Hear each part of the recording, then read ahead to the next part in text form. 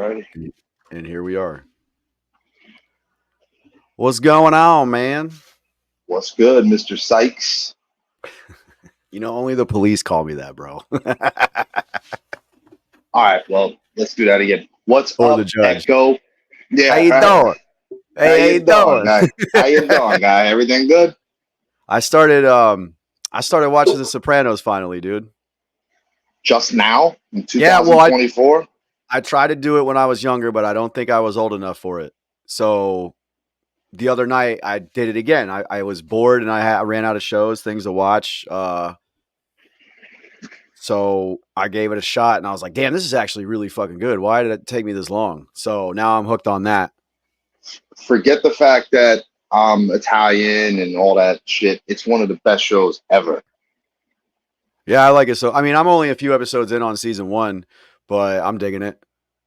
Well, yeah, you got a lot to go. And like every show, man, season 1 is about getting to know who's who and what. Everything starts to pick up really quick though. Like you'll very, very rarely find a lull in the show. It's Yeah, it usually sucks. pretty action filled. It sucks because it's so old and the ending's been talked about so much already. So I already know how it ends. So, but at least, I mean, that's cool because I'm already ready for the bullshit. Right, but at least the fun part is how you getting, you know, the ending, but how you getting there. You know what I'm saying? I've never really given shit about spoilers anyway. I still like, even if they do spoil it. Oh shit! Must be We're that back. Plant City. Must be that Plant City Wi-Fi. Oh, we're not better out here in Hernando. Where you at? Spring Hill? Hernando? Spring Hill, yeah. Is that Hernando? Yeah. Me, Crown, Target, and Breadwin, and Florida Dolph all live, and Gemstar all live within about 10, 15 minutes of each other. Oh, word! I didn't know that. Yeah, we're all pretty packed in over here in Spring Hill, Brooksville. Whatever. Yeah, them Brooksville boys. That's what I say. I'm like, you ever, I say something about Traylor Made, and they're like, what? I'm like, them Brooksville boys. You know what I'm talking about? Mm-hmm. Dolph, especially, he lives up to that rep very, very well. One of them Brooksville boys. I've never heard him say that he's from the Ville in every song at all, ever. Nah. It goes to show you're paying attention. Yeah, dude. I definitely don't think he's proud of it or anything. Excuse me. Speaking of Dolph and Gemstar, they just dropped a new song and video, Slow My Soul. Really, really good, man. And I'm not just saying that because that's the team, but it's really, really good. I seen it. They was doing some country boy shit on there. Well, gotta do a little something. They was out there living my dream, bro. They was on a damn pontoon boat getting drunk. That's it. I seen it. Rapping. I seen it when I was at work, and I was like, these motherfuckers, bro. Yeah, and to promote the team a little more real quick, let me just get it all out the way. So, like I said, Gemstar and Dolph just did their drop last week. Simple Man next week will be dropping is the Coldest LP. And I'm pretty sure pretty soon you guys will be getting something from El Capitan Hard Target. And maybe Crowny, 3 Wise, who knows? Crowny needs to hurry up and drop that damn Candyman joint. Yeah, Crowny's got a lot. Listen, man, Crowny's got so much ammo stacked up. It's ridiculous. Really? When this guy drops, it's going to be ugly. He's got so much good stuff just ready to go. Good, man. That means he's been working. I like to hear it. Well, that's one thing that we do over here. We work. These guys get in the studio. I watch it. I see it. There's no, of course, we play around, but when it's time to go, these boys put in work, man. So, man, you've been around. Yeah. I was at Target's house one day. I've only been over there once, but he invited me over to work on a song. And I walked into the studio and there was a bed in there. And I was like, damn, you got a whole bed in here? He's like, man, sometimes I pass out in the studio. Without, talking for him, but I know that to be very, very true. There's times he doesn't leave the studio except to deal with, kids and wife matters. Yeah. But when he says that he lives that shit, he does. He lives in that studio. And that's why he is as good as he is. I think he told me. I don't remember if it was him or not, but didn't he? Isn't he the one with like 3,000 something songs or an astronomical amount? Oh, he's probably got easy 3,000 songs and maybe 10,000 songs that will never come out. That's insane. When I That's tell you the crazy. guy has been doing it, the guy does it. It's crazy because I know a lot of artists put everything out. As soon as they do it, they put it out. And then you'd meet people like Target who's like, yeah, I did this, but I'll probably never put it out. And I'm like, what the fuck? What? How do you? Why? So let's see, 2 years, 3 years ago, the fellas dropped a compilation album, and on that album there was a song called Cocaine. When I first got with these guys 8 years ago, 9 years ago, they were just recording that song, and that thing just sat and sat and sat and sat, and like I said, it just came out 3 years ago. So How, wasn't these that on the guys, album? No Outlet. yes, that's what it was. It wasn't the It was, compilation. It was Breadwind and Simple Man's joint yeah, album. Thank you. because the compilation was Welcome to the Trailer Park, right? Right. Yes. I got a lot of favorite songs on that album too. I listen to them like Say So. I probably listen to like every day. hmm The whole album is great. The three that I take away from there are um, Hell to Pay, Definitely. uh, Say So, Yep. and the tribute song to my boy Juice. Yeah. But Definitely. everybody, man, when it from Dirty to Dolph to Gemstar, just because these guys don't drop, don't mean they don't have bombs just waiting. Our whole thing is about perfect timing. There's a lot of us, a lot of them, I should say, and you would think that sometimes flooding the market would be the best thing to do, but we know that the shit is so good that it can wait and marinate. You know what I'm saying? Like Target and Breadwin just released an EP a couple of weeks ago, maybe a month ago, and I mean they were sitting on it a little bit and the right timing. And I'm very biased, man. I think everybody sucks except my guys. So you're always going to hear, oh, it's good, it's really good coming out from my camp. But the fact of the matter is, it is good. It's all good, from Yeah. Gemstar to Jeff to Dirty, Simple Man, all of them. They're all good, and that's rare. You find that many talented people under one umbrella, and I think that's what separates my guys from other people. When I show people anything Trailer Made, I'm like, yeah, these guys never really miss. And then I proceed to play all the bangers. Yeah, I mean, I try because I'm a hater, so I'm looking for reasons to talk Bro, shit, I'm a gold plated fucking hater, okay? bro. And I'm proud of it. I don't give a shit. And I hate Oh everything. yeah, But they've never, there's nothing I can say that I've hated that I've heard. no, I know Simple Man a long time, and I try not to feed his ego.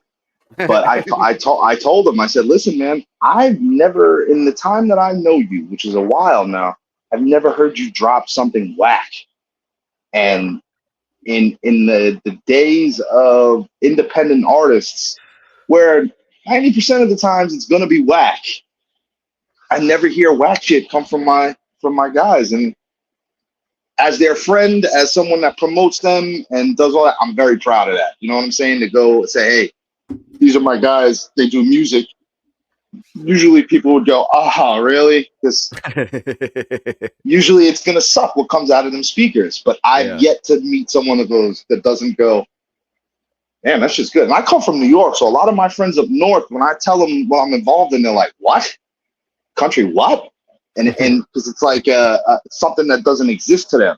Yeah. And I know of at least 3 of my friends from up north that are full-blown Hard Target Simple Man fans. They're like, Oh, hell yeah. because you just can't deny what's good, man. What's good is good. That's it. Yes, dude. So how long have you been here? I've been in Florida since like 98, but I've never stayed from like 98 to like '06, I came back and forth a million times, and from Florida to New York, and then '06, I had a kid, and then it just stopped becoming a back and forth thing, and I just ended up staying out here. So you're technically a Florida man now. Oh yeah, I try to embody as much as New York as I can without pissing people off, but it's really hard. Especially my southern friends. But oh well. Yeah, The pizza sucks because of the water, right? like yes, why? But it does though, bro. If I took you guys up there and had a slice where I come from, you get it. You don't get it now because you just can't get it. But if we had some evidence, you'd get it. My thing is, there's a lot of New Yorkers down here, and a lot of them have opened up their own pizza places. So can't they just get the water imported, like shipped? They could, and being one of those people, when my family first moved here, that's what they wanted to do. But when you start factoring costs of shipments of water, because you're gonna need a lot of water to make a lot of pies, man. Like, yeah. So the cost doesn't really outweigh it, but it is what it is. I've been here long enough. I just don't get how it could be the water though. Like what water?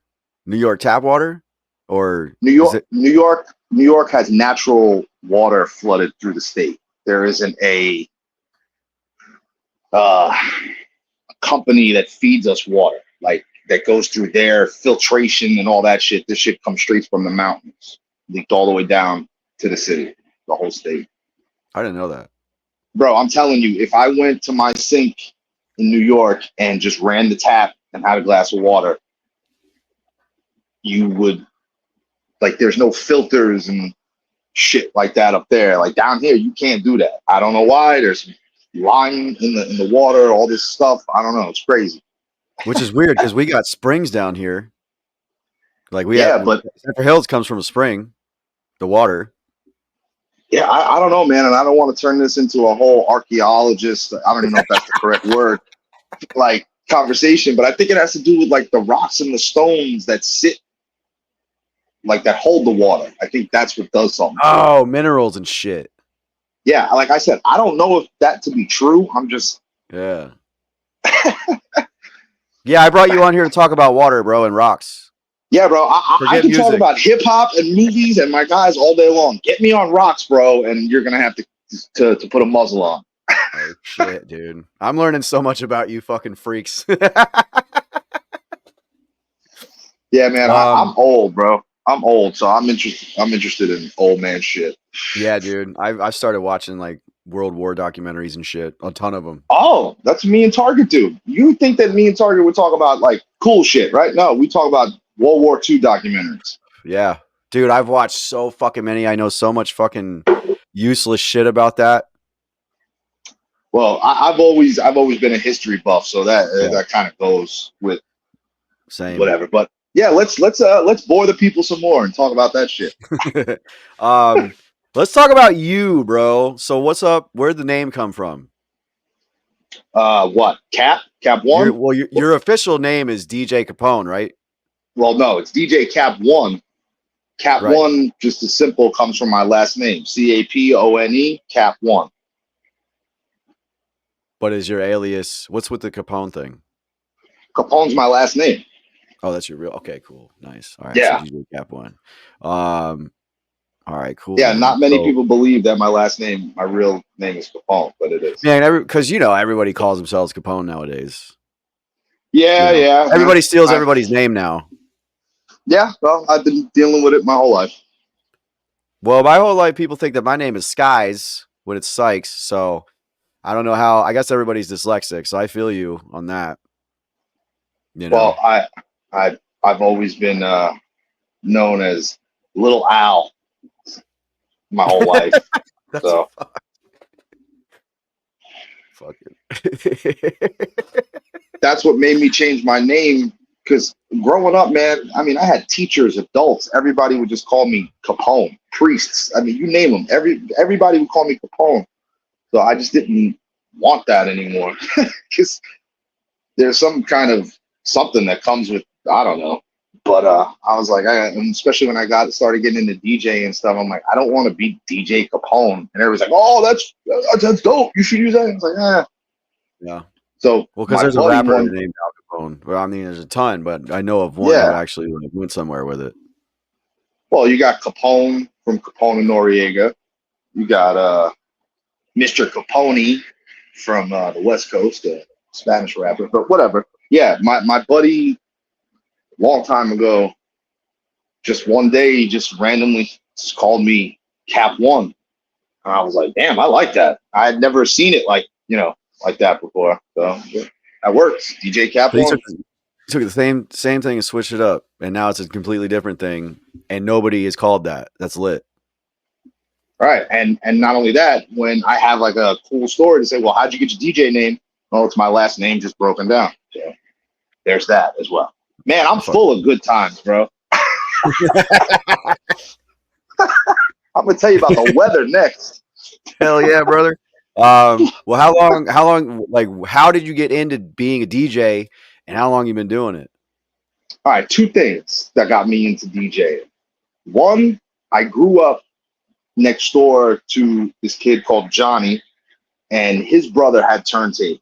And whenever his older brother wasn't home, Johnny would do the little things on the turntables that he learned from watching his older brother.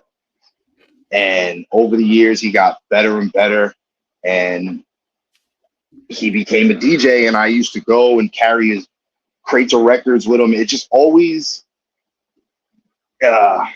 intrigued me. I come from a family of musicians and entertainers, but I could never. I was the one that couldn't sing or play an instrument. So when I saw my friend being able to play these turntables, I was like, damn, I like that. So I was always into it by watching him. And then I heard two songs when I was a kid. The one I really don't remember the name, but the main one I'm talking about, it's called, it's by the Lords of the Underground, and it's called Chief Rocker. And in that song, there are so many cuts that the DJ does that I was just blown away. And I was like, damn, I want to do that.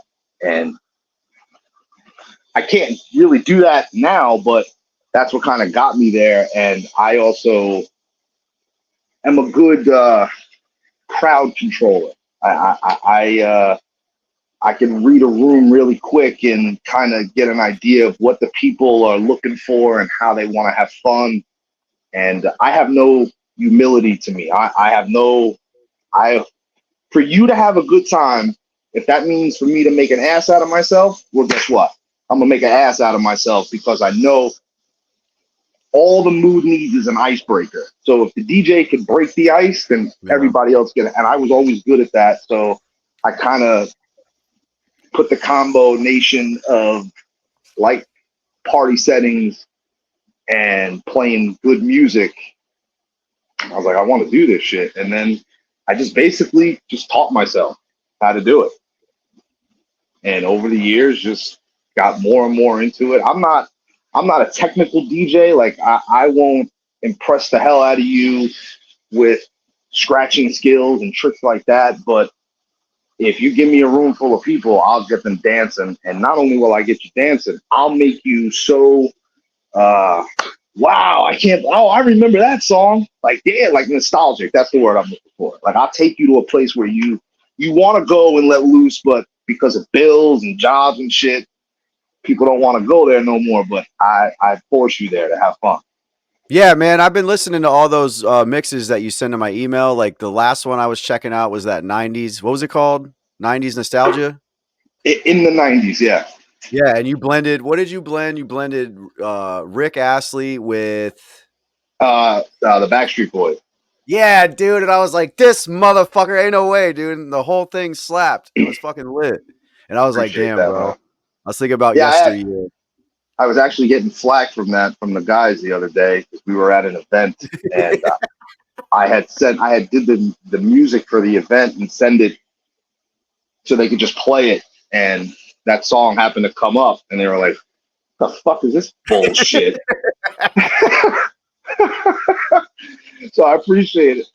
But yeah, man, No, like I man. said, I'm not I liked the it. greatest DJ at all, but I know what I will take pride in and will talk myself up in is that I I could take a rock, I could take rock, rap, country, pop, and somehow put one mix, put it in one house, and make it sound good.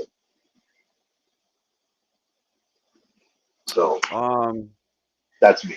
so there's a lot about DJing that I don't know. I I mean, still don't not know. not that I have a problem with DJs. I love DJs, but they never interested me because I was always all about rap and wanting to learn how to do it and be really good at it. Not the best at it. I'm not trying to be the best at it. I'm just trying to be good at it. I'm not trying to be the best, just one of the best you ever heard.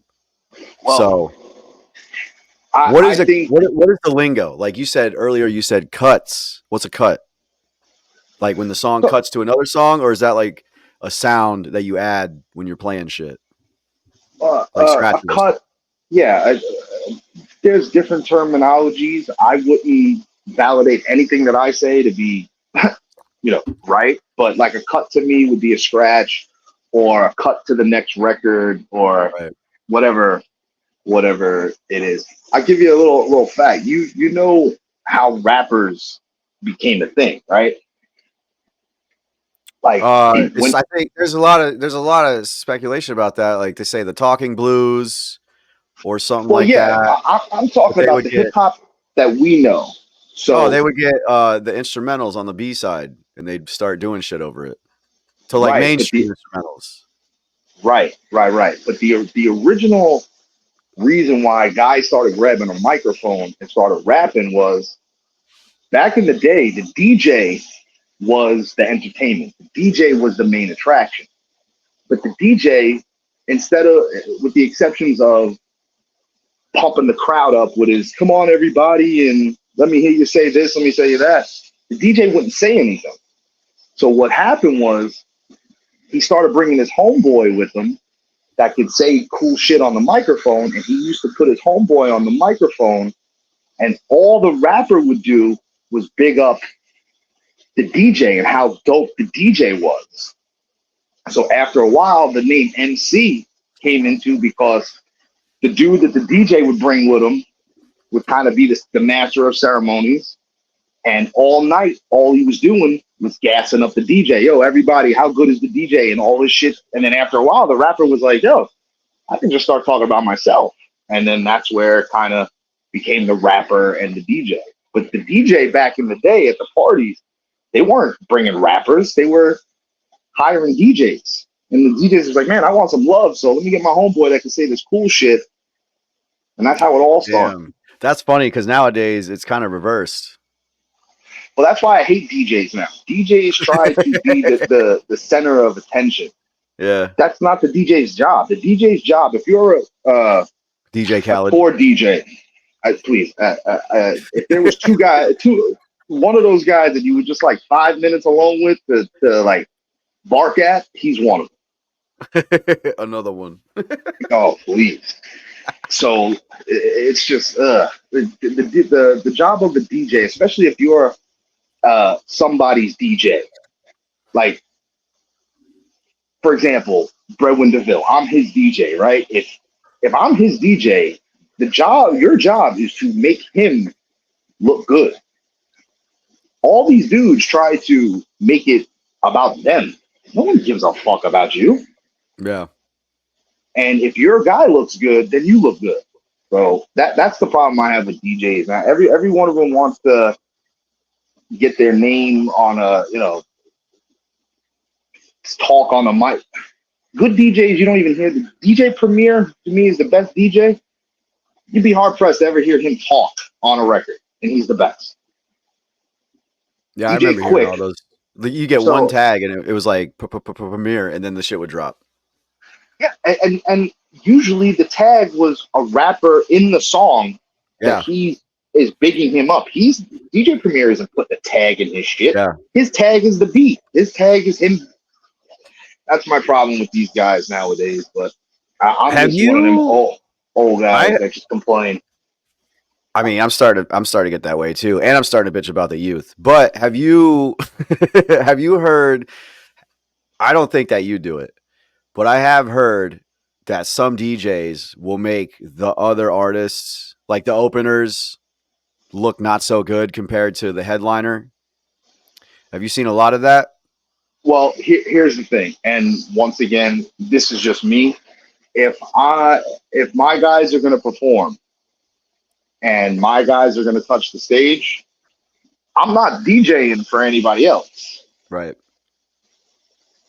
So I couldn't tell That makes you. sense. I mean, we've been to shows and stuff where guys who are on the same bill say, "Hey, you want to run my stuff?" And I, especially, number one, I don't want the responsibility. Number one, of running Yeah. your set. I don't know you. I don't know your music. I don't know. There's nothing I could do for you, right? Number two, because of that, what you asked me would make me not want to do somebody's set. If they don't have a good Yeah. set and they want to blame me, I'd rather not have that. You know what I'm saying? This never happened to me. I've just heard people talking about it. They're like, "Yeah, man, somebody's fucking DJs. They'll be out here and they'll fucking turn your shit down and fuck your sound so you don't outshine the headliner." And I'm like, "Damn, for real? I never even thought that was a thing." But it's never Well, happened to me. So, well, here's the thing: if you're complaining that the DJ is the problem, your music's not that good. Because probably, yeah. if you're complaining about the DJ, that means your shit sucks. My fucking beef has always been with the goddamn sound guys, bro. Those motherfuckers, like when I used to perform at Pegasus a lot, the dude doing sound there, he wouldn't even be paying attention. I'd look over and be like, "Damn, I can't even hear myself in the monitors," and he'd be over there smoozing with some bitch, not like holding the shit in his hand, not even looking at it. You Yeah, know? that's why I try to keep it simple. Like I see DJs they'll go do a show, and I get it. If you're a big superstar, you bring out the bells and whistles. You know what I'm saying? But when we go do these shows at like North Carolina, for example, I just bring my little travel turntables. It literally can plug into anything. I'm not technical. I don't know chords and this, that, and the other. So Yeah. if I can make it easy for me, I'm going to probably make it easy for the sound guy. And 99% of the time, it's just a plug in and everything is good. So, because that's part of my anxiety is if I'm going to DJ these guys' shows, basically the music falls on me. And if anything goes wrong, you know, it's on me. So I make sure before we get on that stage that shit is good. Because the last Kill thing the you want to fucking do, DJ. the last thing you want to do is be in a car with Hard Target on a car ride home, especially hours, and you personally fucked up his show. Nah, I'd rather not. I'd rather make sure that the shit is done right the first time before we Nah, take dude. the stage. Man, that motherfucker, when we're just joking around talking shit, he's pretty savage. I can only imagine if he's actually pissed at you. Yeah, now don't get me wrong. I love him. He Yeah. is, but he is one of the few people that you do not want to disappoint. And that has nothing to do with anything else, just because you don't want Hard Target mad at you. Well, he's got a fuck ton of guns too. But see, I'm not even worried about the guns. I'm not even worried about the guns, but nah, I'm playing, but not really. Yeah. He scolds you like your father would, and I have been scolded many a times by my boy there. But I At love least, him, I man. mean, at least you guys don't have that dysfunction like every band seems to get. No, we're just really good at hiding How it. long have you guys been like a unit? I guess. Well, I came in on an already, excuse me, moving train. I was fortunate enough to have the homie Juice Daly, who I'm sure you're familiar with, Yeah. knowing that you fuck with us and stuff. But Juice Daly, I used to do an internet radio show. I was a DJ for this internet radio show. One night, he had moved in recently right next door to me. and he happened to see what was going on, and we got to talking, and he told me that, oh, I'm in this group in Fort Knox with this guy, Fredwin DeVille, and we kind of, fucked with this dude Hard Target, and I was like, oh, so that's really how I got involved in just being around a lot, and really, like I said, man, I'm a hater. I usually don't like people. I don't want to hear your song. You know what I'm saying? Like, Yeah, I don't give same. a fuck. But these guys did really good music, and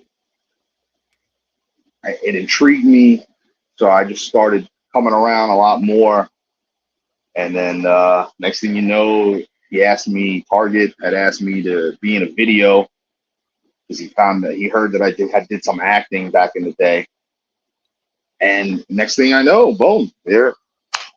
All these years later, watching these guys just keep going up. Wait a minute. You did some acting? Oh yeah, bro. Like, Like uh, plays and shit. really? Yeah, I did a couple of extra work, like Law and Orders and whole. What? Yeah. Now you can say I'm a liar, whatever. I don't have any evidence of it, but I have the only evidence I have of plays that I'm in. I never made any kind of final cut in any. I did two. I did one movie, I Am Legend, but I was in a crowd, and then I did a couple of things on Law and Order, but again in the crowd.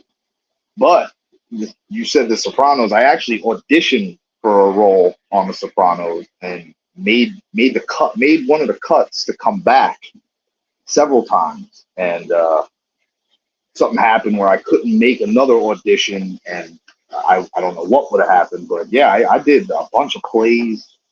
Um, that's what I wanted to do, like So your acting. original like dream was to be an actor? Oh yeah. Because everybody's got an original dream. Well, well, I see. I say acting. I always wanted to be involved because, like I said before, I couldn't play an instrument. I come from a family of musicians and entertainers and stuff, and I always wanted to do something in that aspect. I always thought that when I got a little older, um, being that I like DJing and stuff like that, I thought like a radio disc jockey would be good. And then I remember saying that to someone sometime, and they're like, "Oh, well, you should use that with the bullshit that you do on the street, clowning around, like looking at acting." So next thing I know, I was like, my grandmother, she was like, "Oh, da da da da." I'm like, I don't want to do that shit. It's not really, macho, And then it all started with her going. She told me she was going to help somebody at this acting class, and I just happened to go with her. And bro, the whole class was full of girls, which is usually how every actor starts. Oh yeah. He went to the class because of the girls. And I was like, oh, all right, let's see what this is about. By the end of the night, I had signed up to be in a play. So, and then I did a whole bunch of plays, man. I did like musicals, serious shit, comedy shit, and So did you eventually learn how to sing from doing the musicals? nah, that's one thing, and I didn't like doing musicals. That's a little too I much can't for me. imagine anybody like us would. Nah, like there was a couple cool ones, like Grease was cool. Uh, I did a play called West Side Story. That was cool. But yeah, the whole having to do the whole singing alone by yourself. Like I'm good in a crowd if I could disappear. Yeah. I'll be a But I'm backup not vocal. I'm not doing anything where I have to be solo. So, Nah. but I did like what really got me into it, man, was at the same time I started doing this acting thing, I really started getting into the movie Goodfellas, which is my favorite movie I of fucking all love time. that movie, dude. That's such a great movie. So I would like take things that I would see. and Goodfellas. And when I tell you I was watching it every day, it would end, I would rewind it and start it again. And half the time I would play little games like where I would only watch De Niro when he came on the scene, or when Ray Liotta was on, I would only watch him. So I know the whole movie. So I started doing little things and then like started really getting into the whole dramatic side of plays and stuff. Not like this, excuse my language, but fruity, musicals. We're not PC over here. Good. Yeah, This is the fruity Sykes ward. musicals. This is the Sykes ward, dude. We piss people Good, off over here. good. So I found like these this playhouse that were doing like serious plays, and at like 17, 18, I was going to these playhouses doing plays about like I was in this play called Tea and Sympathy, and in the play it's set in like 1940s, and it's all about an all boys school where one of the guys is starting to think that he is a homo, and I had to play his macho roommate that is like kind of picking up what's going on with this guy. And Mm. bro, it was like I felt like I was doing real like acting stuff, and that's what gave me like, oh, I want to do this. Like people would tell me I was good, and so I was like, I want to do this. But what happened was, at the same time, I was trying to live up to my last name, Capone, and started fucking around on the streets and trying to be this other thing. And those didn't work together. Because you can't do much acting in the joint, you know what I'm saying? So, He said in the joint. so like everything else in my life, I kind of pissed that away. So, Yeah, I feel you, but bro. but the reason why I love Ryan so much, Target, is because through his videos and stuff, I'm able to live out some old unfinished business, as I like to put it, So being in you these videos. so you ended up eventually kind of doing what you wanted to originally do anyway, in a way. Yeah. And not only that, I mean, would I became an actor? No. Like to whatever, but now I look at it even better because I'm getting to do it in my friends' stuff. So it's a win-win. And That's lit. and they have literally, I mean, I have been killed in numerous hard target videos. I've contracted sexual diseases. Oh yeah, dude. Um, I saw that I've shit. I've dressed up as a genie. Um, but if I didn't say I absolutely loved it, I would be fucking lying through my teeth. That's Those pretty boys lit. could tell me, "Hey, we're gonna do this." I'd be like, "All right." So, but and it's really all because of Ryan, man. Like without, and I'm not trying to jerk nobody's chain or anything like that, but we call Ryan the captain, the general. It's really all because of him. Like if he didn't have the reach that he does, nobody would give a fuck about nothing else. I'm not discrediting anybody else on the team, but no one would like you wouldn't want to do this shit with me right now if I wasn't fucking with her. Like, you know what I'm saying? Like he makes everybody kind of do what they want, live out their kind of like passion because he's dope. You know what I'm saying? Like, so that's why I love that guy. Yeah, man, he's definitely a creative genius, and the whole Trailer Made thing is fucking awesome. I'm trying to interview all you guys. I'm trying to You do everybody. guys. Use fucking guys. Um, so yeah, because I mean, you guys are all interesting, and you're all good at what you do. So and everybody just sees what y'all put out. So that's why I figured it'd be cool to interview y'all to get some like Well, origin stories and like some more depth. You know what I'm well, saying? what I could be 100% wrong, and because I'm not an artist, so I could kind of look at it through a different set of eyes. Um, I don't know if you're a fan of the Wu Tang, but one of the Yeah. main Yeah, reasons I grew up why, listening. I grew up listening to the Woo. forget ODB the was my fact, favorite. and you're a smart man because of that. I would, dude. Uh, I watched the news when they said he was dead, and the first thing I bought as soon as it came out was a R.I.P. ODB T-shirt. He was the shit.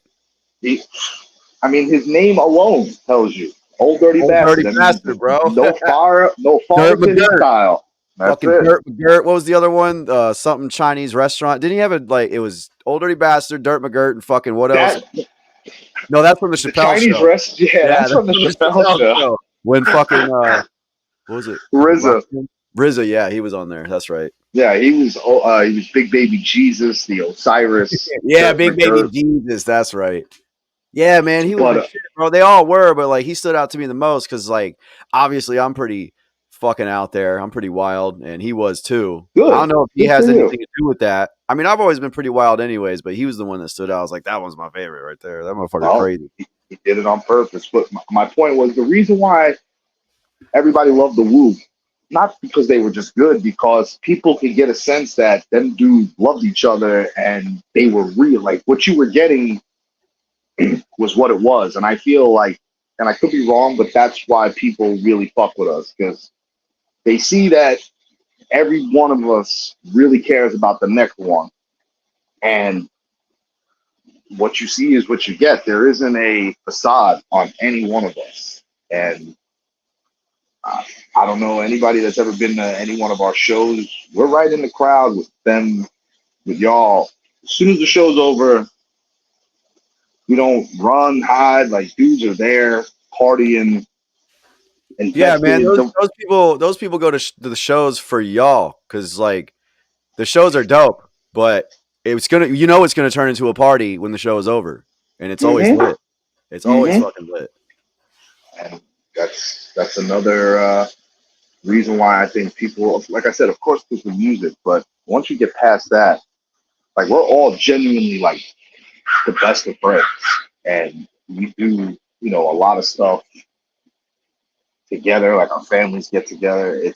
And I think that bleeds over into the music. Like again, I'll say it. I'm very biased, but the album that Target and Breadwin put out a month ago, 2 months ago, that is such a good album. I don't think people really understand how good of an album that is. But if those two guys weren't as close as they are, you wouldn't get that good of Oh, music. work related. Yeah, work related. Yeah, I remember him talking about that. Like it's 6, 7 songs, an EP, but it is so good. And I think the proof, I hate to sound stupid, but the proof is in the pudding. The music is so good and it really just comes with them being best friends. Like that it bleeds over so much into the music that it's quality. And Yeah, that's what I feel about everybody on Traylor Made. you can't really get anywhere without a team. I don't really care what anybody says. Everybody's got a team. Nobody just did everything by themselves. And especially if your team is tight, then Mm-hmm. the quality and what you're producing is going to be dope as fuck. Mm-hmm. You can't And really do if good shit with somebody you're not vibing with. no, and not only that, it will eventually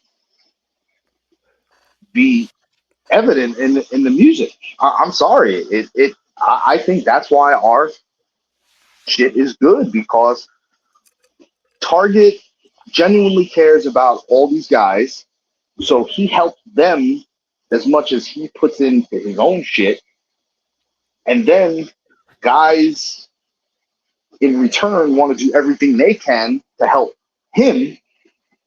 So it's just like I love it, man. One of my favorite things to do, man, is just sit in the studio. Ryan will like put the bat signal in the air and he'll say, "Hey, I want to be creative tonight." People will pop in and out, ideas, the most outlandish shit that turns into like, holy shit. And bro, it is. And I've had the privilege to be on the other side of that wall watching some of these songs, and it's just it is so like wow, that's just dope. And I've seen it a million times, and I still am so impressed with it, bro. You're a musician, bro. You're an artist. To take nothing to go, hey, we're gonna get 5 of us. We're gonna sit in a room and just bounce ideas. me being a creator, I love that shit. Like when I started really fucking with them heavy and Brendan really becoming uh, a powerhouse in the directing just about everybody in this genre's videos. I asked him, I was like, hey man, you got a lot on your plate. When you get these, people that want to hire you, is it all right if I maybe, write the storylines? So for a while, man, like I was so in tuned in. So for example, if you hired Bredwin to shoot a video for you, he'd ask you for the song. He'd give me the song. I would spend the next week, whatever, just coming up with shots, ideas, storyline. And bro, I was like obsessed with that shit for a while. And I think that a lot of, I'll never say it's because of me, but a lot of my ideas came to fruition in a lot of these videos and they turned out dope. Damn, I didn't know that. That's lit. Yeah, man. Are you I mean, still? Do you still do that? Do you still do that for people? oh yeah, man. Like, I mean, I was not as hard going at it as I was before because there was a time where, I mean, so it was basically like a package deal. If you hired Bredwin, you were getting me, and I was writing. We'd say, hey, do you want a storyline? Because we kind of came up, like, even if you didn't ask for it, like we'd say, hey, we came up with this. Yeah. Like, we think that we can do it. You know what I'm saying? And Actually, that would be I really cool, bro. Because half of the struggle with sometimes I dread doing music videos because I'm like, what the fuck am I even gonna do with it? And then I got to mm-hmm, rack my brain. If somebody were to be like, "Hey, we got an idea," I'd be like, "Please, lay it on mm-hmm. me, bro. Please." I would. I'll be the last guy, bro, to toot my own horn. But I remember the night that Ryan. I think we were there at the beginning portions of the song that he has called "All Day," I fucking love and that song, dude. That shit slaps. he played, bro. When I tell you the first 3 seconds of it, in that 3 seconds, I saw the whole video. Damn. I begged him. I begged him for days, weeks. Hey, bro, please let me, because at that up to this point, Bredwin was doing all his shit with Target, having all the ideas. I begged him, hey man, please, I just, this is from when I was a kid. This song is a summer jammy jam song, like party, just outlandish, funny shit. I have these great ideas, and I don't know if I just annoyed him enough to where he just said, all right, bro, you tell me where to show up and what to do, and I'll leave it to you. And I know, again, I'm gonna say this, I'm biased, but all day, if you watch that video, you have fun. And when the song is so good, and then you got like a little funny thing. Bro, I watched that video so many times, and I love the scene where the health department with the hand sanitizer. And Yep. it took me a few times of watching it to notice the hand sanitizer thing. And when I finally did, I was like, "Yo, that's funny as fuck, dude." Yep. And That whole video is lit.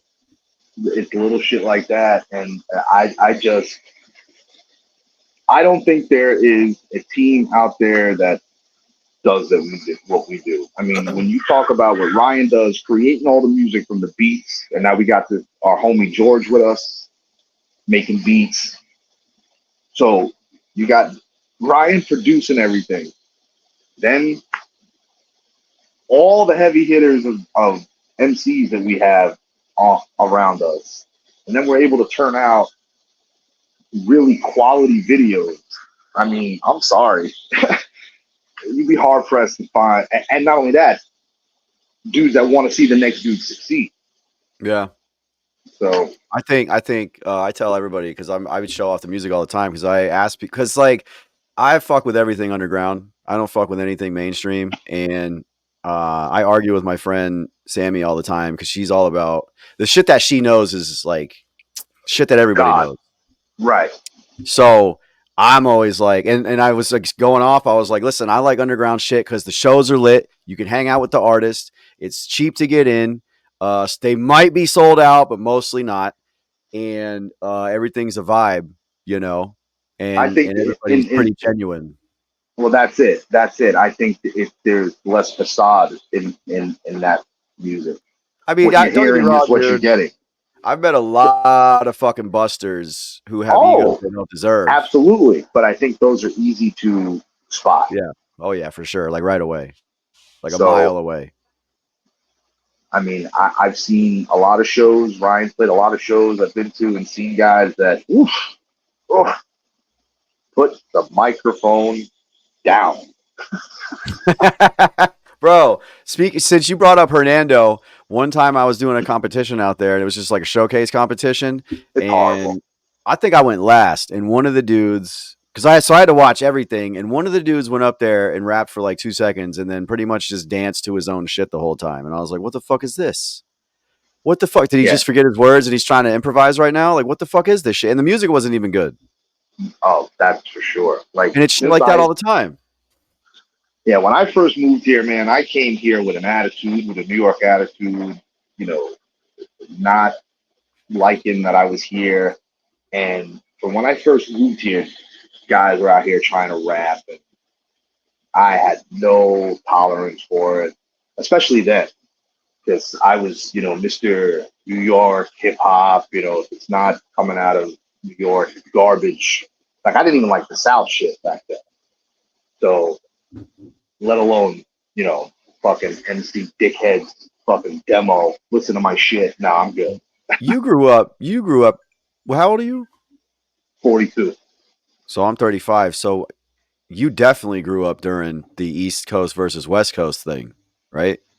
Yeah. It's now looking, it's funny because me and Gotti talk about this shit all the time. Like, if you grew up in that, you definitely stake the claim on what, who you were for and all that. And now when you're older, look at it, man, it was just a money grab. Yeah.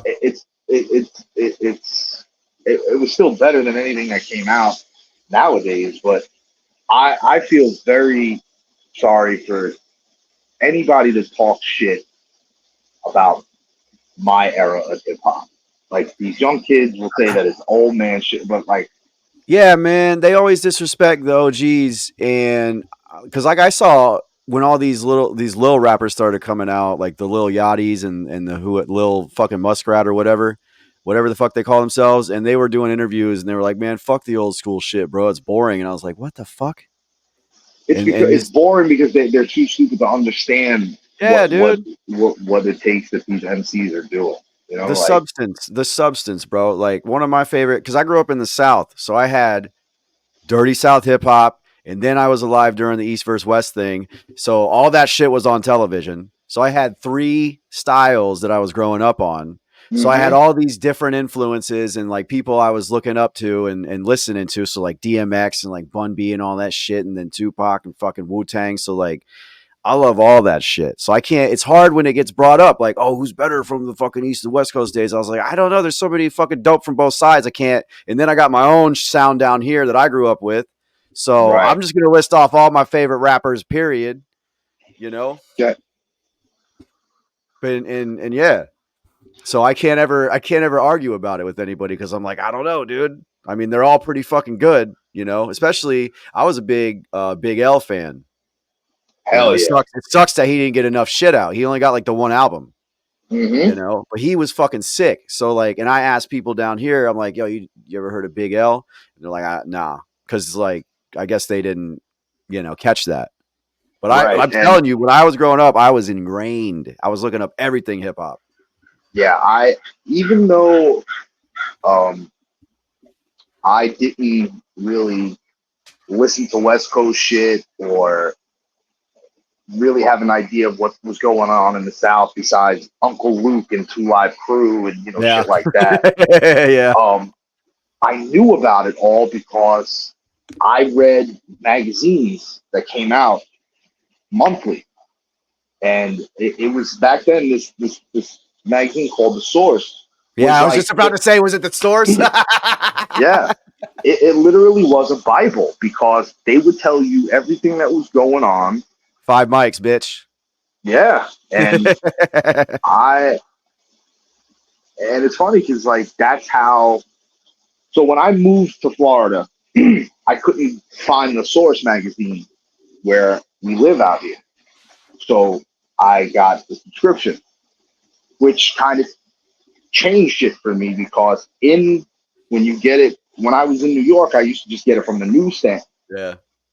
When you get subscriptions, you get extra shit. You get other stuff that you wouldn't get on the newsstand, and they would always like send like a mixtape Oh of shit. like it was like every month they would send you a mixtape of 20 songs of artists that you probably don't know.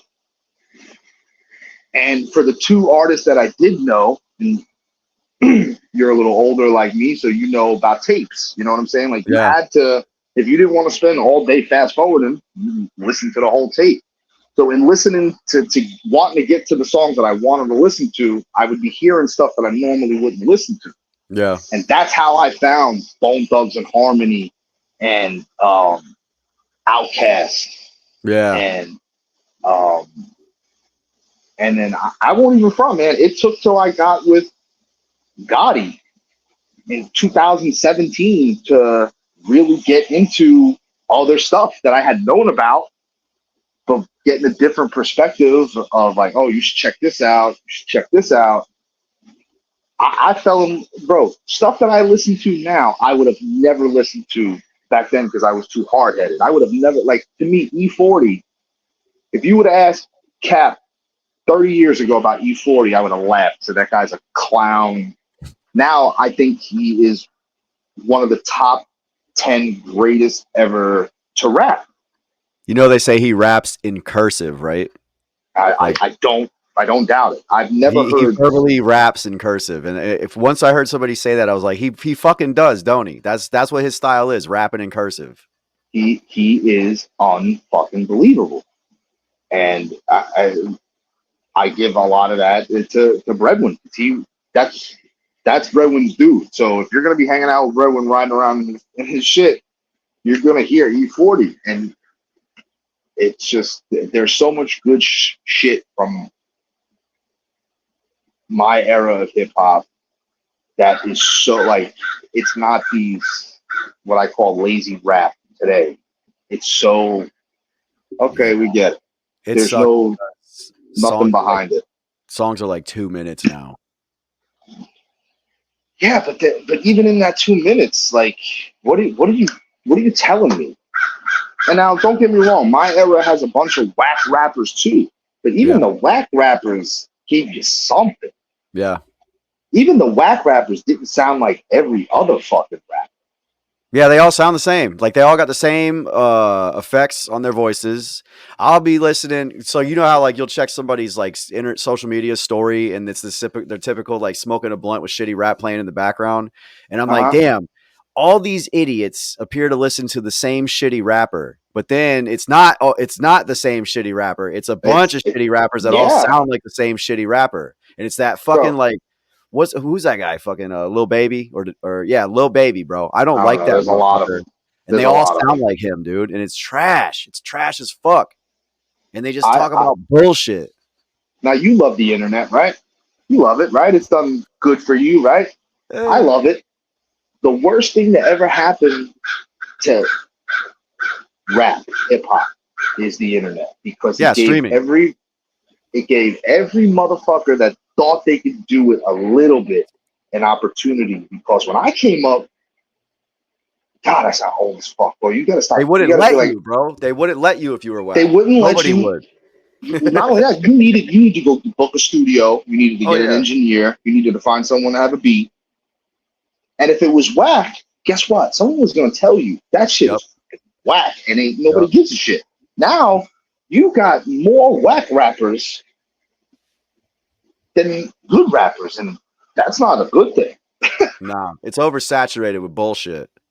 That's what it is. He gave too many motherfuckers opportunities to do this, and I think that's where the downfall came because it's horrible, And bro. It's not even bad. It's horrible. everybody is afraid to offend everybody. So now people aren't being honest with people, but I will. I'll tell you, like, yo, that shit is lame. You need to go back to the drawing board on that one. Don't put that out. And Well, that's why I'll do the same thing though, dude. The whole time I was coming up, I wasn't always good, and I'm still improving, but I would send my shit to people that I trusted and I'd be like, how is it? And they would be like cool enough to tell me like, that's not it. Don't do that. right. Yeah. And that's No, how I that's not learned. it. That's how I learned to improve. Mm-hmm. I don't want to put out no whack shit. But you use the best word. It's oversaturated. Everybody's a rapper. Like back when I came up, everybody wanted to rap, but you couldn't because Yeah. you couldn't be whack and succeed. Now it just seems like, hey, I know how to run a laptop and know how to mess with Logic and put something out. It seems like if you just turn yourself into a fucking video game character and do something on a microphone, people will fuck with it, even though it's garbage. Yeah, I don't get it. Me and Bredwin play this game a lot. Like, who would survive in this era of what we know as is hip hop in our era? And we can't get very far. And Yo, is that a bird in the background? yeah, bro. You got a gun? I would, if I did, you wouldn't be hearing anything. You got to take that motherfucker out, bro. Tell him. Don't worry, I'll slide through and we'll grill it. Well, the state of Florida says that I'm not allowed to have any guns. So, you can do it if you want. Oh, well, I'm technically not allowed to have them either. Technically. Oh, so we'll have to get someone that can. We could call Target. And I'm sure he would oblige. Hey, I know he's got something with a scope on it. He's got many a scopes. Many a scopes. But dude, yeah, so, man, hip hop sucks nowadays. That's why you should listen to fucking my boy Echo Sykes shit, Traylor Made, FJ Outlaw, Moccasin Creek. Who else? Who else do we really fuck with that's good? And I'm not saying these names because they're my friends, because in my opinion, they're Seth good. Anthony. He's not really rap though. He's more of a country singer now. He raps sometimes, but he's mostly like a country singer, and he's dope as fuck too. Yeah, well, Seth's got that old soul. You know what I'm saying? And like you'll hear that a lot in singers. Oh, he sings with an old soul. Oh, that's what Seth's got, and that's why Seth will always make good music, because he puts out good shit. Yeah, he's a cool guy too, man. Every time I hang out with him, he tries to give me stuff, and I'm like, nah, bro, I don't want that shit. Like, or he'll buy drinks, and I'm like, bro, let me pay for some drinks, man. Come on, man. I just have a problem living in a world where we'll use Simple Man as an example. Bro, I'm a hip hop head, okay? Like, the day I heard Simple Man before I met him. He had sent something over to Ryan. I had just started messing with Hard Target, and he instantly became my favorite rapper. Like, I didn't know anything about him. I didn't know what he looked like, where he was from, who, what, where, nothing. I just heard this guy, just one verse, and he became my favorite rapper.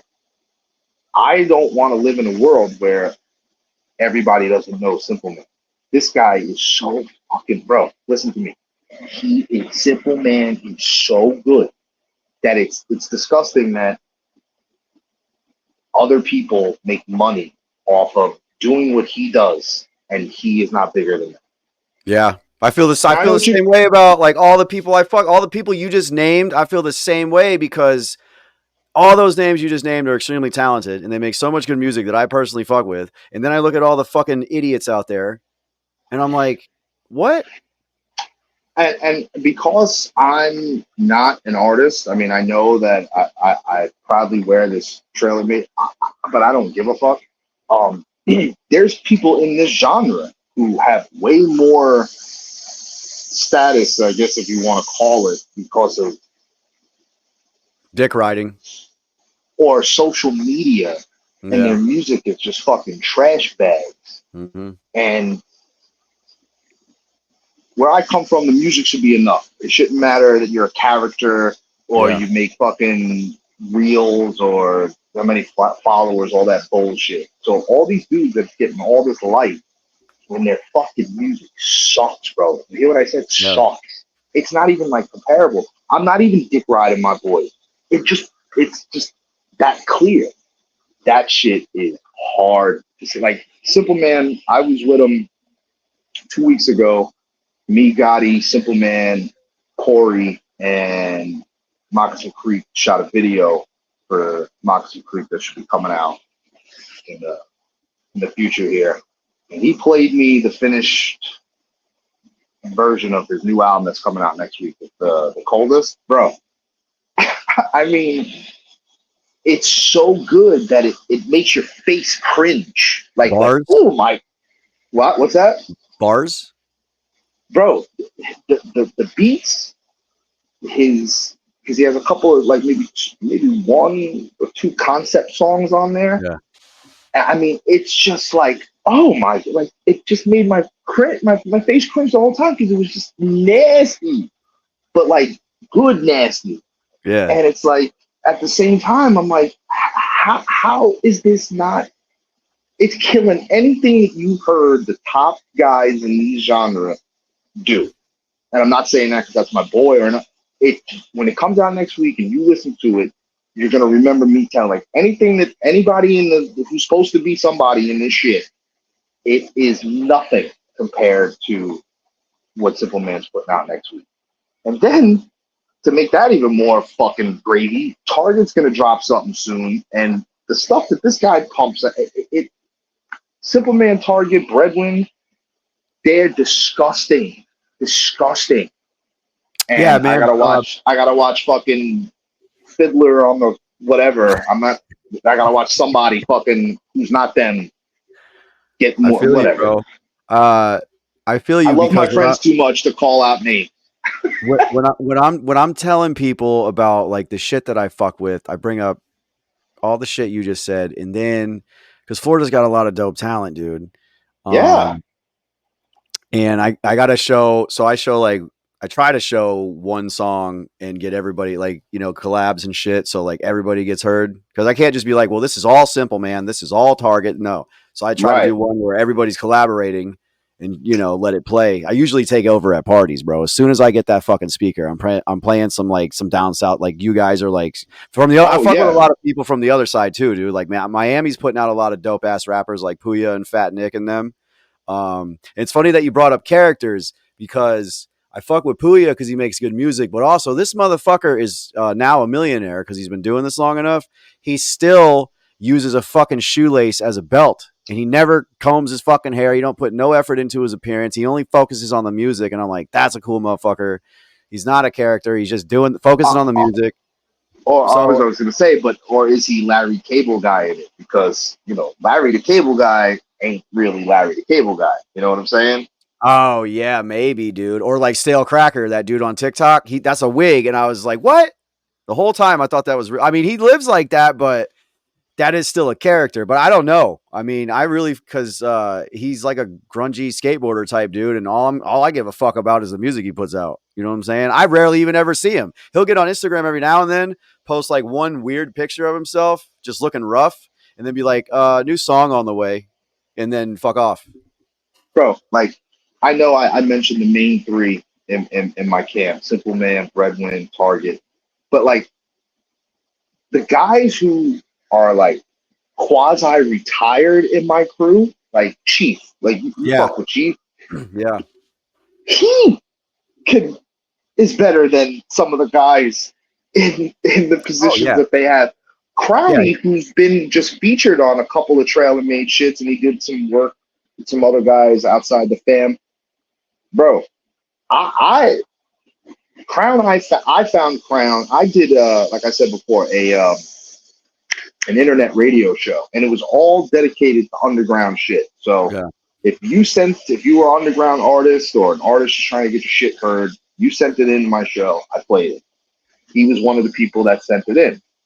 And after hearing 100 trash bag fucking horrible songs, his shit comes on and I was like, damn, this kid's fucking good. Instantly got in touch with him, and My goal was to always get him with Target because I knew that Crown was this unpolished gem that just needed to know what to do. And when Target got his hands on him, pause. Uh, I mean, the proof is in the pudding. Crown is, the movies when they're having big shootouts, and just when Yeah. everybody's ran out of their bullets, dude pulls the fucking gun out of his boot Yeah. and kills the remaining 7 people there. That's Yeah. Crown. Yeah. The That's secret Crown. weapon. I'm telling you, this kid, and the way that he absorbed watching Breadwin, Target, Simple Man, Dirty, bro, the proof is in the pudding. When this kid drops, I mean, because he raps. You know what I'm saying? That's Yeah. another thing. I like when my friends rap. Yeah. So there's a lot of quality coming out of here in Florida. But I think where it separates is it who the person is or not. Like, I don't want to watch character rap. I am just not a fan of it. No. I would rather you tell me about life shit. Crown. I slowly met everybody. Like I met a few here and a few there, and then eventually everybody was in one place. But me and Crown, I ended up actually getting tight with him first, Oh, I and bet. then we partied together. And I thought it was funny because I was like, "You're not even from around here." Mm-hmm. And me and you are tight as fuck. You would think I'd be like, with them other, you know Mm-hmm. what I mean? Like, but man, we were partying together in St. Pete one night and it was a whole vibe. And Oh, that's Mr. St. Pete right there. yeah, dude, we was out there tearing that motherfucker up. But yeah, man, I heard him on when he came out when they dropped that compilation album, and I heard his shit on there. I was like, God dang, man, this motherfucker Oh, snaps. he had the best verse on that Double Wide remix. He Yeah, absolutely just said, bro, okay, that here I whole am. fucking that whole remix too, man. I got to go to that video shoot, and I was like, God, I like the original song, but then when they were doing a remix, I'm Yeah. like, God, this motherfucker slaps harder than the original, and that's rare when you do a remake and it slaps harder than the original. Yeah, that was the remix was shot during my time I was injured. I was on the shelf for like a year and a half. I didn't go nowhere, didn't do Yeah, you weren't anything. there, were you? Nah, I was away for a while. I broke my leg on and that's putting it mildly. Like, I really fucked my shit up on a Moxon Creek video, and I was like out of action for almost 2 years. Like, had to learn how to walk God again. That dang, whole dude. shit. Yeah. So, but I'm starting to get like where you can't see me no more, and I don't have no light out here, so I don't know if that's gonna fuck your shit up or not. But I don't Nah, know we'll how just much. we'll just talk to I the don't know how darkness. much more boring. You're anybody that'll watch this has already fallen asleep for it. I try to keep the interviews to like hour and a half, 2 hours, because like I try to keep my episodes to like an hour because that's a sweet spot. Plus, I always have like a bunch of motherfuckers in here. But when you're doing interviews, I allot for like 2 hours just to get everything Right, and you can squeezed always in. edit it down, cut it down But a little bit. Chief, your boy Chief, he likes to talk, man. So that went for three Who? hours. Who? Chief, Chief? Nah, yeah, bro, not Chief. he Nah. likes to talk, boy.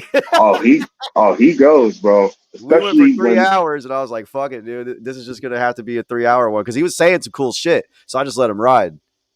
yeah, he's good for that. But nobody is more passionate when someone's talking to you. I don't give a fuck what Chief is talking to you about. You'll never find a more passionate person talking. Oh yeah, dude. He don't flake on no details neither, man. There was some of that stuff where I was like, "All right, bro, we're doing podcasts here." Like, Oh, he's gonna give you the details, shit he that you was don't even giving care he about. was like writing a statement. He was like, Yep. I'm the editor in chief in this bitch, and you're gonna get all the deets." And I was like, "All right, let's do it, And dude." and he's one of them guys from Traylor Made that does so much that no one knows. You know Yeah, what I'm dude. He saying? he he kind of seems like he's a damn like the guy in the back, the puppet master or He whatever. he is. He comes up with a lot of shit and always is willing to. All right, I'll do this and I'll do that. But when, like, I had someone ask me, like, yo, you get, like, you must be getting mad money from all this shit. And I didn't really answer them, but they Mm. kind of knew that from my answer that maybe not. They're like, well, why do you do this shit? And I was like, bro, like, I don't understand what you're talking about. Like, I don't look at like I'm doing anything except trying to help my friend. Not that my friends need my help, but when you Yeah. believe in somebody or a bunch of somebodies and they're trying to do something and you like I said, you believe in me, whatever. Well, Everyone plus, in like, the what else would you be doing? well, I mean, I could be focusing on myself, Oh, what but would what DJing or acting again? I was totally being sarcastic. I don't give Oh, a I was like, oh shit, dude, are we about to have a revival? He's coming out of retirement, dude. We're gonna see him on fucking on no, no. I, Euphoria. Oh wait, that show's yeah, over. no. If you go back and watch my old podcast that I had with Bregman, since the first day that I met him, we've been talking about doing a movie, and eventually we're gonna do that. Like a trailer made Hopefully, movie. yeah, Yo, listen, you guys should do that because 3 6 Mafia did it. They did Choices 1 and 2, and that was yeah. lit. I And now mean, this is, I feel like I'm channeling Bregman right now. It takes a lot more than just saying, yeah, we should do it. you already got the perfect camera guy, bro. His shit looks like you're watching it through a fucking clean window. It doesn't even look like a video. I feel like I'm Yeah, looking at that. Bro, when I was at the video shoot for Drunk Stone and Fishing, I was like, "How much is that camera?" He's like, it's a few racks, like 4. oh yeah, oh yeah. Like, That's god one. damn. That's one person, and I will spend another couple minutes before we get out of here talking about Bregman. That's another guy that doesn't get the fucking flowers that he deserves. This guy does anything that you come to see from Traylor Made visually. This guy Yeah. does. I Yo, mean, he kills it. He kills it every he time. When he is. remembers to take the suction cups off. Oh, you seen that? That hell Yeah. yeah, hell He couldn't get that. yes. He was like, I don't know why it's not sticking to the fucking thing. Oh, you got to take the caps off. All right. Yeah, but you want to know the scary thing? Two grown ass men were standing right next to him, but didn't realize it either. Yeah, dude. So That shit had me dying, bro. yeah, But yeah, man. man, But like, Redwin's sick with. Well, first of all, he's a dope ass rapper, but he's also sick with the camera. well, I tell Bredwin, I'm his inner hype man. That's another reason it gives me purpose. Like he's always building everybody else up. That he works on himself the least. Like his Redwin doesn't rhyme a word without substance behind. There's a reason why you'll hear words come out of Redwin's mouth. They're not just because they rhyme.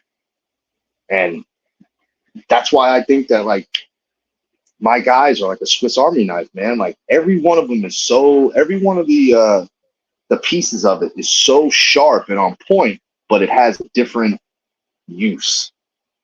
And Bredwin is the guy that'll really, if you listen to his rhymes, bro, he makes you think. It's like, oh shit, like because like I said, he doesn't waste a bar. He just doesn't say, oh, I'm going to use this because it rhymes. There's always Yeah, substance behind what Bredman says, and he's so underrated because he's usually behind the camera. You know, he's yeah, very rarely in front of the camera, and that means he's not on camera rapping. And if you go see a Bredwin DeVille show, that's the true essence of him, bro. He is so fucking good. I try to get in his ear all the time about doing his own little tour because everybody always asks him to go out. Over time, he just doesn't do it because he's so busy doing for everybody else. yeah. But he's so good, and he was in a group with the homie Juice Daly. They were in a group called Fort Knox, and bro, it was like peas and carrots, peanut butter and jelly. These two guys who were so different made such an amazing duo. They were really good. Anybody that hasn't checked out Bredwin DeVille and Juice Daly songs together, go check that shit out, man. Because they Yeah, are man. really good. Juice was dope too. The thing that sucks is I discovered because I knew about Hard Target was the first person that I was put on. Somebody put me on his music. And Right. then when I really started fucking with the whole movement was after Juice was gone. But you know, I still like everything that he did while he was here. Like I've never heard him miss either. You know, he was a Oh, dope ass rapper. he he he he's the reason why I'm here. You Actually, I'll say this, dude. My favorite fucking song ever is Smokey Bear, nothing to and love. my favorite two verses on there are Dolph's and Shays. Juices. Yeah, man. I'm putting together a mix of his stuff, and because that's one thing that we will always do over here is keep him and his name relevant, because not only was he good, he he was a great person, but he didn't even get to the point of showing people how good he was on the microphone. And he Yeah, was didn't getting ready to do all that. wasn't Target talking about that in a song? That song? Yeah, well, without getting into all, old whatever, there was a thing that happened, and Yeah. oh shit, I found the light out here. Um, Electricity, yes. yes, it worked. Very Um, nice. but there, there was a time where people spent more time arguing than making music, Yeah. and when it was all said and done, after he was gone, that realization of, damn, we were arguing instead of making music became more, apparent. You It know was that rough, man. that shit. I mean, it happened with Lil Tracy and Lil Peep. I don't know if you fuck with their music, but I fuck. I'm a big I've Lil never Peep heard those fan. names before. Um, you probably wouldn't like it. It's like You're probably it's right. it's more emotional driven shit. It's like the only emotional rap I listen to because it's relatable. But right before Peep died, because it was him and Lil Tracy all the time, like doing music together, doing shows together, basically living with each other and shit. And right before Peep died, they got into a fucking. They were doing more arguing than making music together. So, and they had ideas and shit, just never got to execute because of the argument. And then Peep died, Well, and I then don't I don't want to make it seem like it was like you know this huge thing. It was just yeah, disagreements over petty shit. yeah. Not, I don't even, I'm talking out of school. It's It really not always even. usually is petty shit though, bro. Like it all, and then later, like It was more. It had nothing to do with the music side of it. Like I yeah, said, we're all friends before anything else. It was yeah. more friendship stuff. So I mean, but it's stupid. It should have, with all of us. But when you're brothers, you bicker at each other. You know what I'm I mean, that's saying? just the way it is, bro. If you guys are tight, if people are tight, that shit's gonna happen. I mean, especially because you know how like dudes are. If you're fucking tight with a dude, you guys are talking shit to each other 24/7. Oh And yeah, then yeah, sometimes, on occasion, it gets real. But then if you're yeah. actually tight, like you get past that shit. Right. And right. I mean, you're that was me and Jay on a daily basis. Me and Jay would spend 12 hours screaming at each other, and the next 12 hours loving each other. Pause. Yeah. Like, man, I don't even know how I fuck with you, but you're still gonna, so shut the fuck up. Right. Like, perfect example. My brother Jay embodied his hatred for New York all on me. So it was a lot of clashing that went on. Plus, for a while, anytime we went and did something, what I like to call, it was the parents in the front and the children in the back. And that Yeah. means hard target, Brewin DeVille in the front, and me and Jay in the back. I already So knew where that was going. there was, and not only that, me and Jay are the only smokers of the bunch. That So jazz cabbage. yes, that jazz cabbage. Yeah, on that damn jazz cabbage. That's great. So we would constantly bicker back and forth, and just 1 minute hate each other, and the next minute just. I was just, me and Brevin were just talking today, as a matter of fact. He said something about, I remember me and him were out front arguing, and Brendan was going to the store or something. By the time he came back, me and Jay were smoking, talking about something else, and like he was like, "Aren't y'all just screaming how much y'all hated each other?" Now, but that's and you know what, bro? That's when you know you got a friend for life. When you argue and then there's no carryover, there's no Yeah. malice. Just get it out, say what you got to say. I love all these guys, man. If these guys didn't do fucking music or didn't do music videos and let me be in them and DJ their fucking shows and all that shit, I would still be calling them every day, fucking bothering them. And that's what I appreciate more than anything. Yeah, Now the man. fact that they're all fucking dope MCs, it's a plus for me. So. It's rare that you can do that because it makes it more enjoyable. I mean, I pretty much do this on my own. I mean, I have a team. Like I got people, Yeah, that I of can use course, their man. services and shit. But I've always thought it would be dope to have like camaraderie like that. And it's so hard to do that nowadays because everybody wants to do their own thing and be the front man and be the star. Nobody wants to really be like part of something. It's That's hard it. to build those relationships, bro, especially if they're professional and personal and they merge without conflict. So you guys are like pretty blessed to have that and shit. We Target did a show in North Carolina at the beginning of July, Soul of the South. I wanted to go to that. I couldn't make it. I was going to go to that and vlog it for the podcast. I think just about every big artist, with the exception of like Jelly Roll, was there. Yeah. And at the end of the third day, now I must have said this at least 15 times being on your show here. I know I'm biased, but when Target's set was over, I knew nobody was going to be able to fuck with what we did up there. But later that night, after everybody had performed and we were out and Target was signing his autographs, meeting his fans and stuff, one of the other artists who literally came on Target set to party with us because he said, I just felt so vibed out and so good. And you guys were just, I had to go up there. He said, you guys are like Wu-Tang. And bro, me being who I am, like that just made it so dope to me because it was like everybody understood what we were trying to do up there. Yeah, Target was trying to show how dope he is, but at the same time, trying to make everybody enjoy themselves and have fun. And shit was just so fire, bro. Yeah, you guys are definitely the Dirty South Wu-Tang.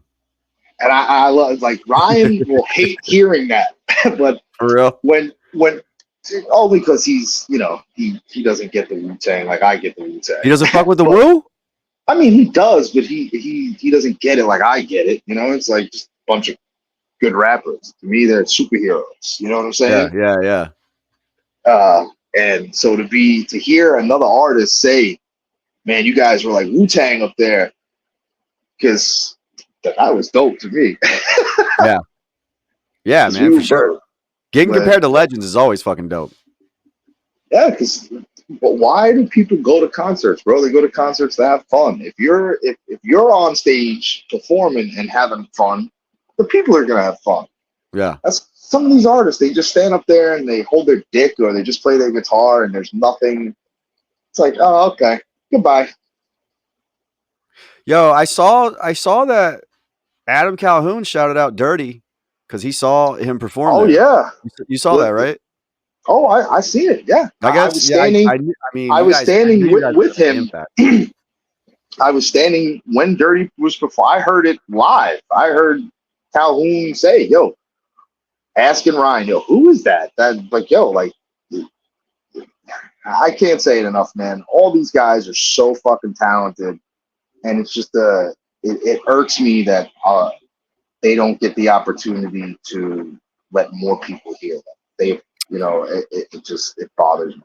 I think the Dirty first I went to a show at BT's when I still like a few years ago. I lived out in Dade City, and I saw on the Facebooks that they were doing a show at BT, so I slid through and I got to hear everybody for the first time that night. Technically, well, I think I heard Simple Man on a Country Cody joint.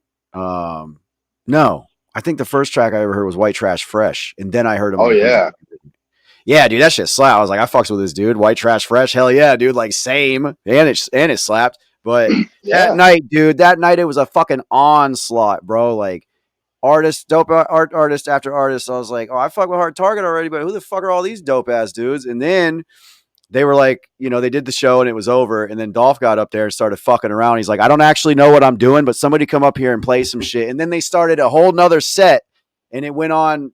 I can't even remember, dude, because I was just partying and getting drunk. And before I yeah, knew it, I was hammered. And I was like, did these motherfuckers just do like a 7-hour show? bro.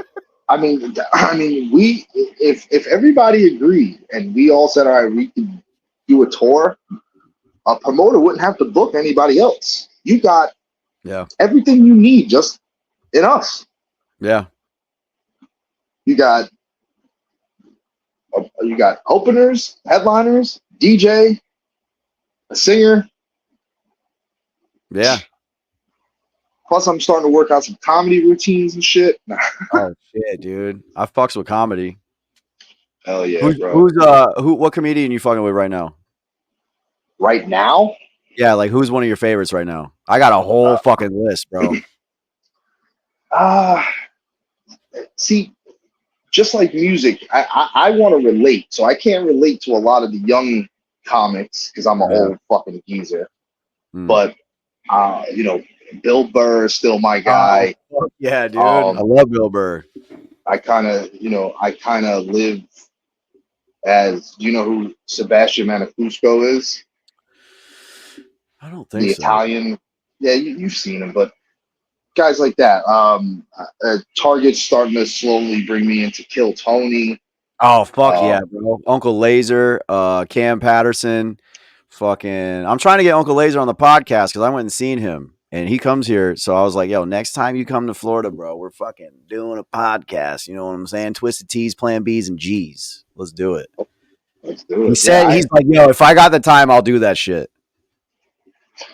Me and Bredwin did a podcast, bro. I can honestly say, me and him sitting there for 2 hours every other week or whatever was almost like therapy to me.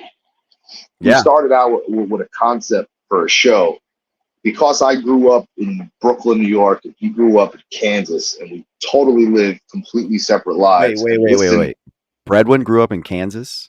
Mm-hmm. Oh, shit. I thought he was from Florida. Nah, he's like me, a transplant. That's crazy. My bad. I didn't But also interrupt you, but I like just never me, knew that. no, That's crazy. it's all good. But also like me, when Bredwin moved here, he didn't change or, become what everybody else wanted them to become. He kind of stayed who he was, kind of like me. But he listened to hip hop that I had never even heard of. So when we started becoming really good friends, we had an idea of doing a show where he would give me an album that he grew up listening to that I had no idea about. And I would do the same, an East Coast album that he had never heard of. We'd listen to it and then tell each other, what we thought about it. And we did that for like 20 episodes. But what we found out is once we stopped talking about that and just started bullshitting, talking about stuff that happened at a show or, a video, that's where we found that people like the shit. So we just started turning the camera on and being, whatever. But the more busy and the more books these guys got, the less opportunity we had to do it. And Bredwin being the perfectionist that he is, we just can't sit and turn the camera on and film. We have to have, like, we had 3-camera podcast. So Bredwin, So like pan, it would pan and stuff and cut scenes and shit. Yeah, I had one focused on me, he had one focused on him, and then one focused on both, like a wide shot of the whole room. And Bredwin would spend hours and hours editing, making like professional ass episodes. And the more that he got booked, for shows or to do videos and stuff. Like I said, the less time we had to do it. But I miss it. I miss it. Yeah, man. When I started this whole venture, it was like that. I used to set up the whole thing, and Jason would come over here and put the camera on, and but then like we're always busy and shit. So now it's turned into this. I Life, mean, yeah. when I do interviews now, I do them one on one. Because I'll hit those guys. I got a group chat for the podcast, dude. Like a bunch of people came and went. Jason's been pretty consistent since the start of it, but like we used to have Dylan on here, and then he got too busy, so now he don't have time to do it. And then I added my boy Kevin. He hasn't even done an episode yet because he's too fucking busy, but he technically is on the show now. And now it's just gotten to a point where when we're just doing a podcast about whatever, I'll just be like, yo, who's trying to be on tonight? And then usually Jason is available, and then we'll just turn the shit on. And I'll pull shit out of like the air. Like we'll talk about conspiracies and shit. Yeah. Or like, I don't know. It originally started because like I was doing another podcast called Manpower. And that was based off, it was somebody else's, Angel Cortez. He invited me to be on it. And the basis of it was like men's mental health and shit that men go through. And I was like, I'm not so sure. Like I'm a podcaster. And then once I did a few episodes, I was like, this is lit, dude. This is dope as fuck. Because we were talking about real shit. And, and then eventually I couldn't be on there anymore because like, some shit happened and we went our separate ways. So I started this and I was like, well, I don't want to steal his idea. I want that to be a part of it. But I also want it to be music and like pretty much like Seinfeld, bro. It's a show about nothing. But right. Whatever this episode is, that's what you get. Some shit goes down, though, some crazy shit. All of us should be medicated, and none of us are. I try to be as much as I I can. mean, professionally medicated, not self-medicated. Oh, well, I was gonna say I'm professionally medicated too. I have a card that says I'm a professional smoker. Yeah. So.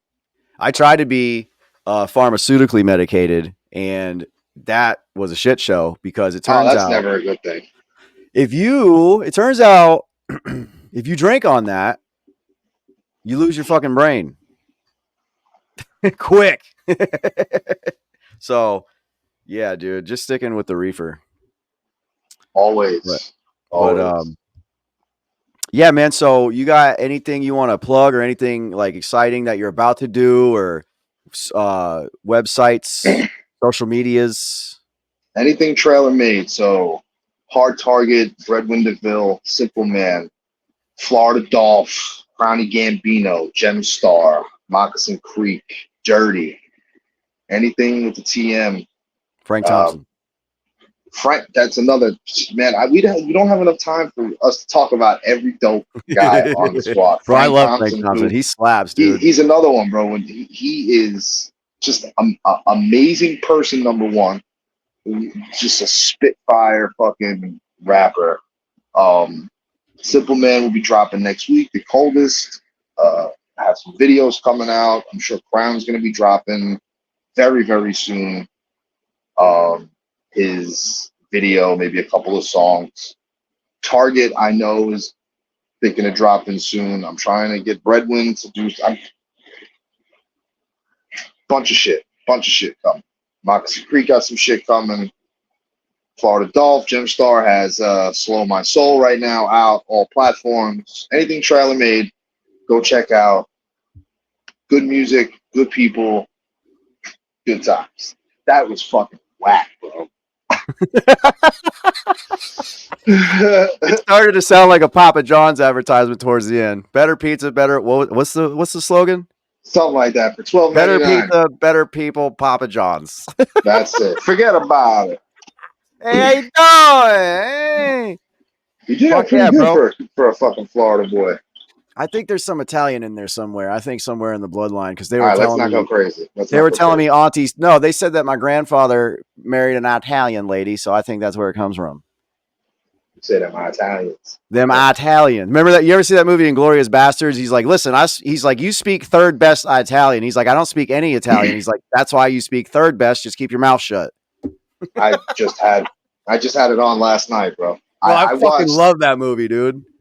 I am a a person that if I like something, I don't give a fuck if I've seen it a million times, 2 million times. If it makes me feel happy, Yeah. I'm going to watch it. If it comes down to taking a chance on a movie I've never seen before, putting Goodfellas in for the 16th Yeah. billionth time, Yeah. I'm going with Goodfellas.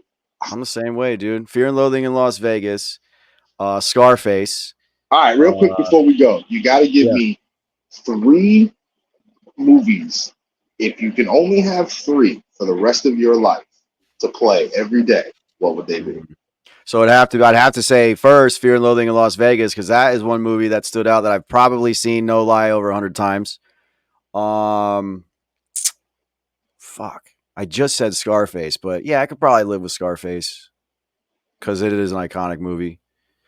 And the Not a third big fan of one, Scarface. what? Yeah, you know what, bro? I see a future me and you doing a strictly movie podcast. I Look at the see that in poster. our Look at future. the poster. Yeah, you want to know a good? You ever see Carlito's Way? Yeah. Okay, that to me, I think is a better version of Scarface. All I right, so mean, dude, again, he's got a lot. Well, fuck, dude, he's got so many good movies. The third all one right, is so hard. Okay, so I'm so sticking you, with Scarface for the second one. all right. And then fuck, dude, the third one is tricky as fuck. I'm drawing a blank because there's so many going through my brain. For the rest of my days, huh? For the rest of your days, bro. All right, so you got Fear and Loathing. I guess You got Forrest Gump, dude. all right. I respect it. It's a good That would movie. be A that little would be the third one. That's another movie I've seen like a million fucking times. So good. those are officially my three.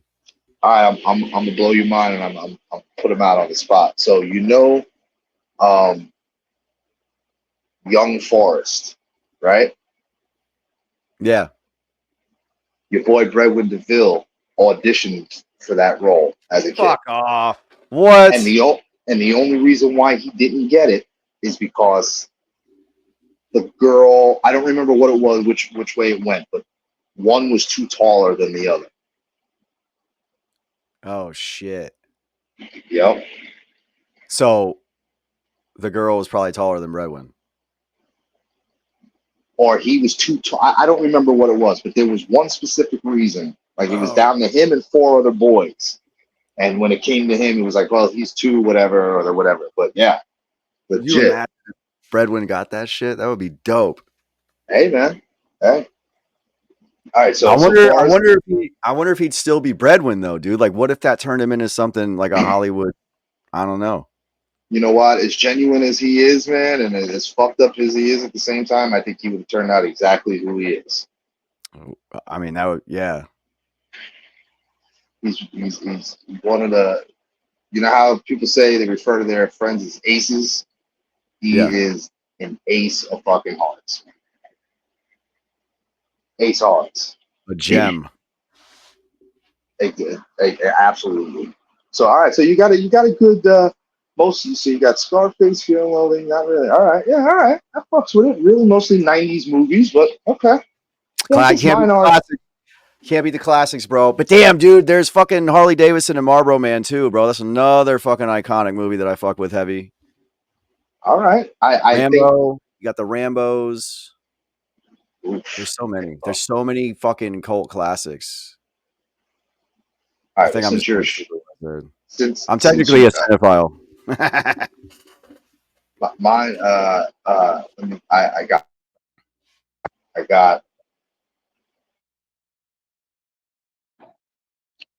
Reservoir Dogs #2 Yup.